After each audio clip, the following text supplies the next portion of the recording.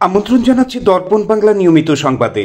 দর্শক, কুষ্টিয়ায় বালুবাহী ট্রাক চাপায় সাবেক ছাত্রদল নেতা নিহত। কুষ্টিয়া প্রতিনিধি মোহাম্মদ মঞ্জুরুল ইসলাম জানান, কুষ্টিয়া সরকারি কলেজ ছাত্রদলের সাবেক যুগ্ম সাধারণ সম্পাদক নাহিদুল ইসলাম রুপল ট্রাক চাপায় নিহত হয়েছেন। বৃহস্পতিবার 19 জুন সন্ধ্যা 6টার দিকে কুষ্টিয়া রাজবাড়ী মহাসড়কের লাহিনী বটতলা মোড়ে এ দুর্ঘটনা ঘটে। নিহত নাহিদুল ইসলাম রুপল কুষ্টিয়া শহরের আরুয়াপাড়া এলাকার বাসিন্দা।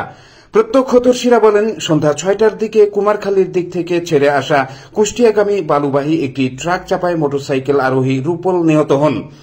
ঘটনাস্থলে তার মৃত্যু হয়েছে।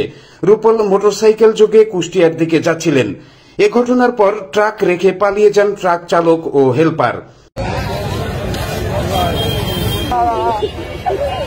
এদিকে রুপলের মৃত্যুর খবর পেয়ে কুষ্টিয়া জেলা বিএনপি, ছাত্রদল, যুবদল সহ সহযোগী সংগঠনের নেতাকর্মীরা ঘটনাস্থলে ছুটে আসেন। রাজনৈতিক সহযোদ্ধাকে হারিয়ে কান্নায় ভেঙে পড়েন নেতাকর্মীরা।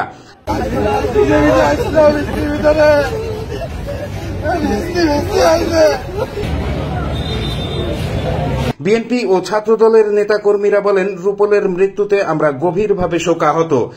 রুপল ত্যাগী, নির্যাতিত ও অ্যাক্টিভ নেতা ছিল।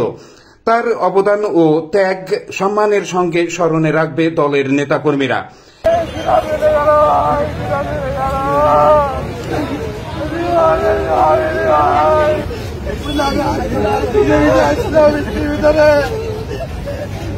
এ বিষয়ে কুষ্টিয়া মডেল থানার ভারপ্রাপ্ত কর্মকর্তা ওসি মোশাররফ হোসেন বলেন, ট্রাক চাপায় ছাত্রদল নেতার মৃত্যু হয়েছে।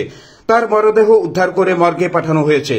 বালুবাহী ট্রাক রেখে পালিয়ে গেছেন চালক ও হেলপার। সড়কে যানবাহন চলাচল স্বাভাবিক রাখতে পুলিশ সহ আইন শৃঙ্খলা রক্ষাকারী বাহিনীর সদস্যরা কাজ করছে।